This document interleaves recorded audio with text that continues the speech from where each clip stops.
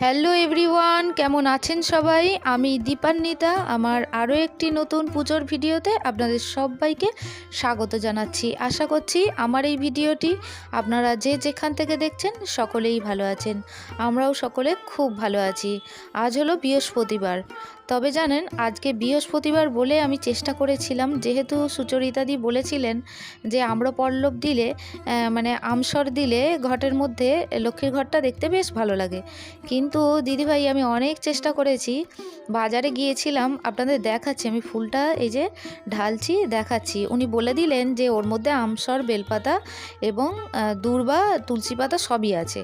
তো আপনাকে আর প্যাকেট খুলে দেখতে হবে না। ওখানে খুলে দেখছিলাম, তো ওই যে বললাম, আমাদের এখানে আমসর পাওয়া বা বেলপাতা পাওয়া মানে সেই ভাগ্যের ব্যাপার একরকম বলা চলে।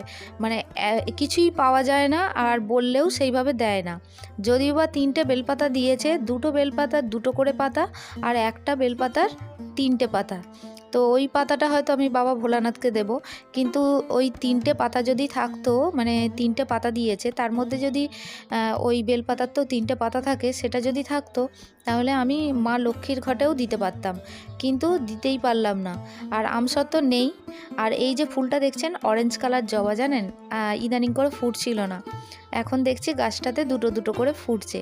তবে একদিন এই গাছে মানে যে ফুল ফুটছে অরেঞ্জ কালার, আপনাদের গাছটা আমি একবার দেখাবো। তো ভিডিওটা ক্যাপচার করা হয়নি, তো নেক্সট ভিডিওতে অবশ্যই দেখাবার চেষ্টা করব। তো যাই হোক, আমসরটা পেলাম না। আর তুলসী পাতা তো আমার ছাদ বাগানে হয়ই, তো তুলসী পাতাটা আমি পেয়ে যাব। তাও তুলসী পাতাটা পেয়েছি। আর আমার বাড়িতে হচ্ছে কৃষ্ণ তুলসী ভর্তি, মানে কৃষ্ণ তুলসীর গাছ ভর্তি, কিন্তু হরি তুলসী গাছ একটাও নেই। মানে যদিও বা একটা হয়েছিল, ভেবেছিলাম দানা ছড়িয়ে অনেকগুলো করতে পারবো, কিন্তু অগত্যা হলোই না। তো যাই হোক, আর কি করা যাবে। আর এদিকে এই আম্রপল্লব তো পেলাম না, আজকে আমাকে ওই পিতলের আমসর দিয়েই মা লক্ষ্মীর ঘটে দিতে হবে। তবে খুব ইচ্ছা ছিল যে বৃহস্পতিবারে ফুল কিনতে যাচ্ছি যখন দোকানের থেকে, আমি আমসর নিয়ে নেব, কিন্তু পেলাম না, জানেন। অনেক চেষ্টা করেও আমাদের এখানে আমসর পাওয়াটা মানে মানে আগে থেকে অনেক ফ্ল্যাট থেকে যারা পুজো টুজো দেয়, তো তারা আগে থেকেই বলে আসে। ফলে কি বলুন তো, এখন তো আম গাছে আম্রমুকুল এসে গেছে, তো যার ফলে ওনারাও পাচ্ছেন না, কিন্তু বলে না, দাম দিয়েও কিন্তু অনেক সময় আপনি যে জিনিসটা চাইছেন সেটা হয়তো পাওয়া যাবে না। এই রকমই ব্যাপার আমাদের এখানে। তো যাই হোক, যা যতটুকু পেয়েছি, আমার মা লক্ষ্মী যেটা জোগাড় করে দিয়েছে, তো তার মধ্যেই আজকে মা লক্ষ্মীর পুজো দেব। তো আমি যেমন প্রতিদিনকার মতো সমস্ত কিছু আগে রেডি করে নিই, তারপরে আমি পুজোয় বসি। তো তাই আজকে লক্ষ্মীর ঘট কিভাবে পাতবো সেইগুলো আমি রেডি করছি, এবং তার সাথে সাথে আমি ঠাকুরকে কি ভোগ নিবেদন করব সেগুলোও আমি রেডি করে নিচ্ছি। তো চলুন, তো রেডি করে নিই। স্বস্তিক চিহ্ন এঁকে নিচ্ছি, এটা হচ্ছে আমার সরস্বতী মায়ের ঘট, তো স্বস্তিক চিহ্ন এঁকে নিচ্ছি। তো এর মধ্যে ঘটে জল পূর্ণ করে দেব, আর মা লক্ষ্মীর ঘটে তো আমি জল পূর্ণ করবই, এবং তার মধ্যে কাঁচা কয়েন, আর একটু দেবো অখণ্ড চাল। আর হর্তুকিটা নেই, জানেন তো, হর্তুকিটা ফুরিয়ে গেছে, তো আমি বেনে দোকানে যখন যাব তখন হর্তুকিটা নিয়ে আসবো। তো যাই হোক, যেগুলো দেওয়ার সেগুলো দেব। আর এই যে মা লক্ষ্মীর ঘটে আমি স্বস্তিক চিহ্ন এঁকে নিলাম। এরপরে আমি যে তাবার বাটিটাতে বসাবো সেটাতেও আমি 5টা ফোঁটা দিয়ে নিচ্ছি। তো এইভাবেই আমি রেডি করতে থাকি, আর আপনারাও আমার ভিডিওটি দেখতে থাকুন।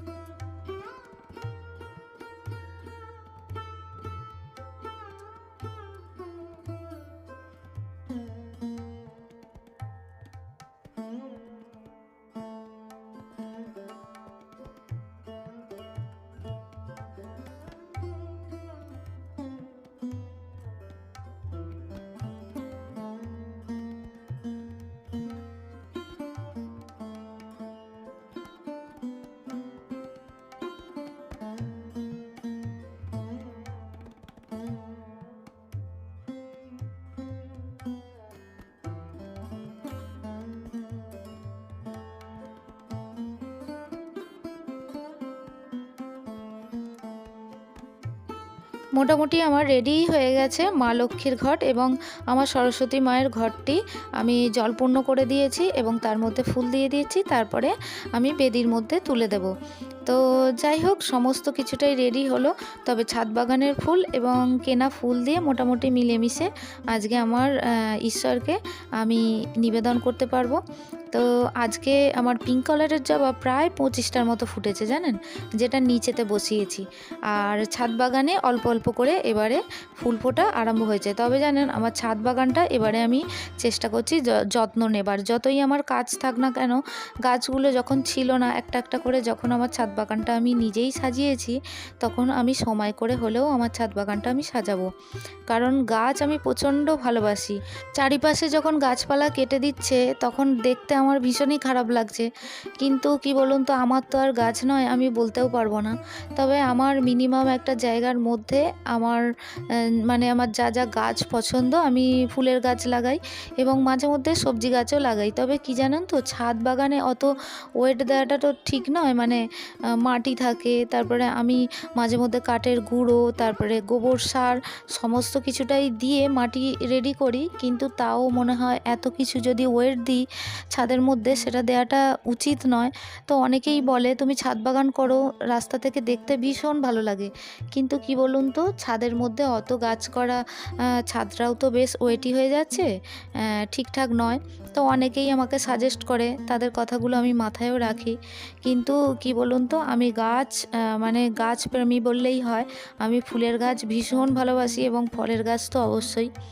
কিন্তু দুর্ভাগ্য যে আমার বেশি জায়গা নেই এখানে। ওই 1 কাঠা 1.5 কাঠা 2 কাঠার মধ্যেই সবার বাড়ি এবং ঘেরা বাড়ি। তো তার মধ্যে ওই যতটুকু আমার জায়গা আছে, এবং নিচে আমি চেষ্টা করলাম এবারে গাছ কয়েকটা করার, তো করেছি। গাছে ফুল আসুক, আপনাদের সঙ্গে একদিন আমি শেয়ার করব। ধুতরা গাছ বসিয়েছি, ডবল পাপড়ির নীল ধুতরা তো আপনারা দেখেছেন আমার ছাদ বাগানে হয়। সেটা নিচেতে আমি করার চেষ্টা করলাম, কারণ ছাদ বাগানে আমি দেখলাম যে এত মিলিবাগ ধরে যায় যে কি বলবো। আর নিচে বসালে মিলিবাগ ধরলেও কিন্তু ফুলটা হয়। তো যাই হোক, মাটির সঙ্গে তো একটা আলাদাই মাতৃত্বের যেমন টান থাকে, তেমন গাছেরও হয়তো মাটির সঙ্গে মাতৃত্বের টান তো হতেই পারে। তো তাই জন্যই হয়তো ফুলগুলো এত সুন্দরভাবে মাটিতে ভালো ফোটে, মাটিতে যে গাছ বসানো হয়।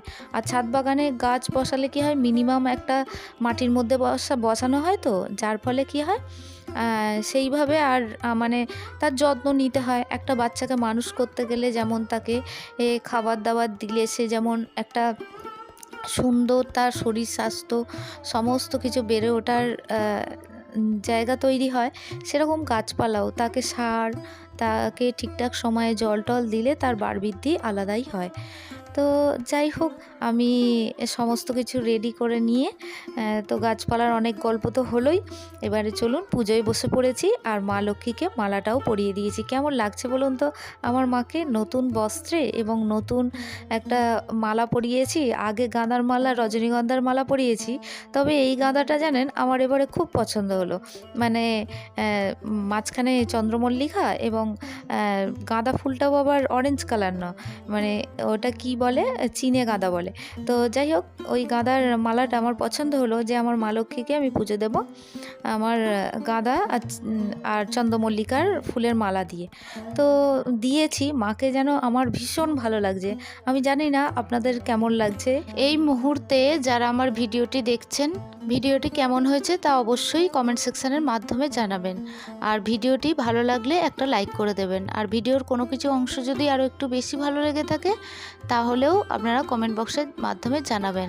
আর এই ধরনের পুজোর ভিডিও যদি আপনারা আরও পেতে চান, তাহলে চাইলে আপনারা আমার এই চ্যানেলটি সাবস্ক্রাইব করেও রাখতে পারেন। অলরেডি যারা আমার এই চ্যানেলটি সাবস্ক্রাইব করছেন বা করে রেখেছেন, তাদের জন্য জানাই অসংখ্য ধন্যবাদ এবং অনেক ভালোবাসা। এবং যারা সুন্দর সুন্দর কমেন্ট করছেন, তাদের জন্য জানাই অসংখ্য ধন্যবাদ। তবে আজকের ভিডিওতে আমি কমেন্টগুলো পড়লাম না, পরবর্তী ভিডিওতে অবশ্যই আমি কমেন্টগুলো পড়ে নেব। তো আমার সমস্ত ঠাকুরকে আমার এই পিঙ্ক কালারের জবা দিয়ে আমি একটু সাজিয়ে নিচ্ছি। তবে জানেন, আগের মতো বেদিটা সেজে উঠছে দেখেই আমার ভীষণ ভালো লাগছে। আপনারা জানেন, আগের বছরে যারা আমার পুজোর ভিডিও দেখেছেন, আমার বেদিতে সেইভাবে তো এই শীতকাল অবধি কোনো রকম ফুল সেইভাবে আমি পাইনি। যতটুকু কিনেছি এবং ছাদ বাগানে টুকটাক আমার যে গাঁদা ফুলের গাছ আমি বসিয়েছি, পেরেছি তার মধ্যেই, যতটুকু পেয়েছি তার মধ্যেই আমি চেষ্টা করেছি আমার বেদিটাকে সাজিয়ে তোলার। তো এবারে আমার ছাদ বাগানে অল্প অল্প করে, যেহেতু গরমের ওয়েদার পড়ছে এবং ফুলও ফুটছে, তো আমার বেদিটা আমি সাজাতে পেরে আমি ভীষণ খুশি। অরেঞ্জ কালার জবা, পিঙ্ক কালার জবা এবং মাঝে মধ্যে লাল জবাও ফুটছে জানেন। তো তাই আজকে ভীষণ খুশি, এবং বেদিটা সেজে উঠলে এবং আমি সাজাতে পারলে আমার ভীষণই ভালো লাগে।